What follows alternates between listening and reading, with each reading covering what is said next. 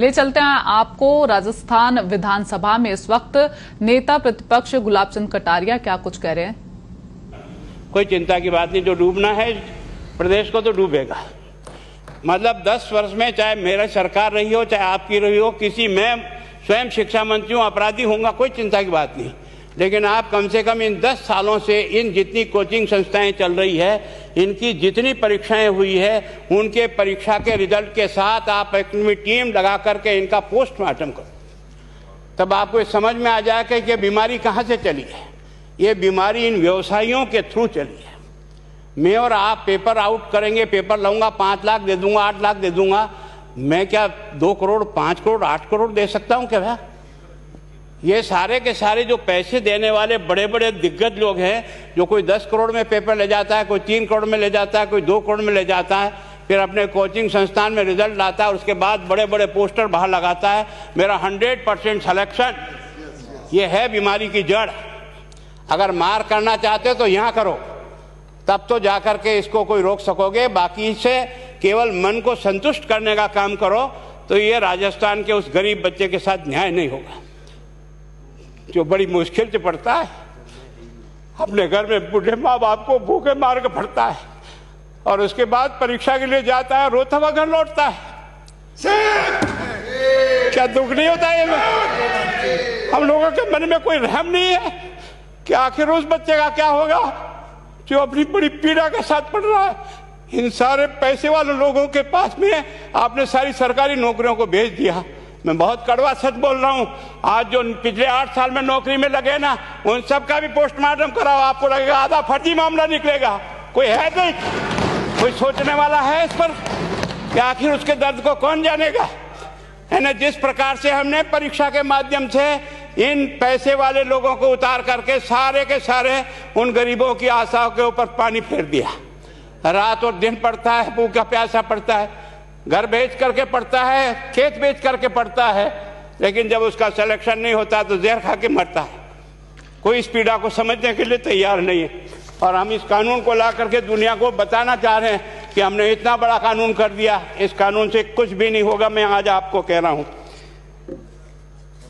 ये जो आपने नए प्रावधान जोड़े हैं, मैं सोचता हूं कि मुझे कुछ बोलने की इच्छा नहीं, मुझे बहुत दुख है इस बात का। क्या होगा ये?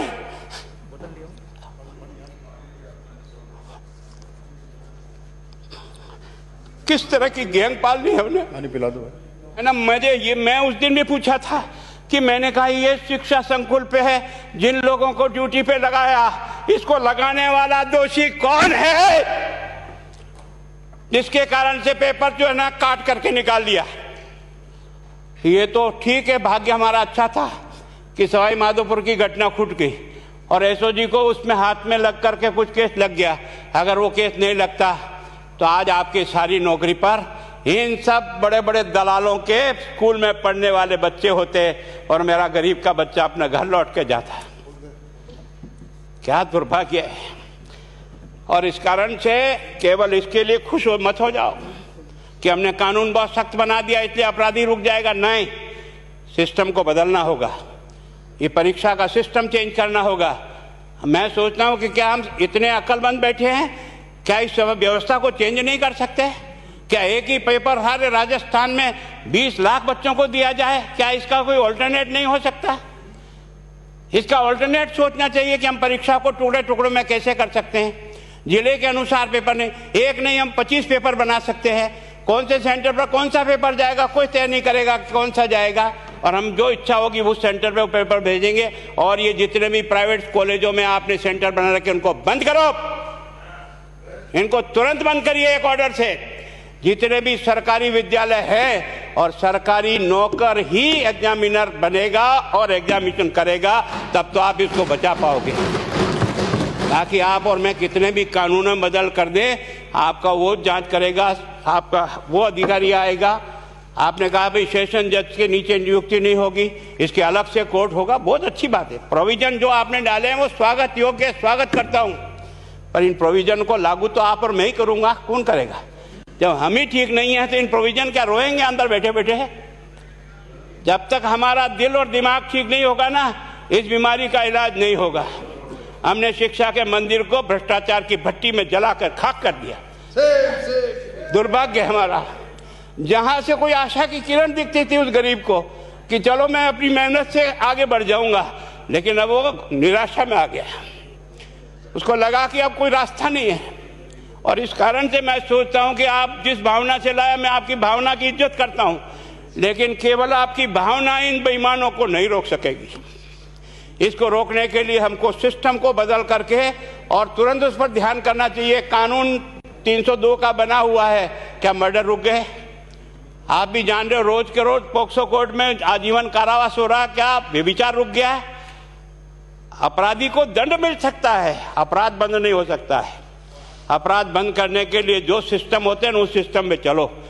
एकमात्र इस देश में भ्रष्टाचार की भट्टी में देश जल रहा था, केवल और केवल एक तरह से प्रत्येक व्यक्ति का खाता खुलवाकर देश के प्रधानमंत्री में सारा का सारा बेनिफिट उसका सीधा खाते में डाला।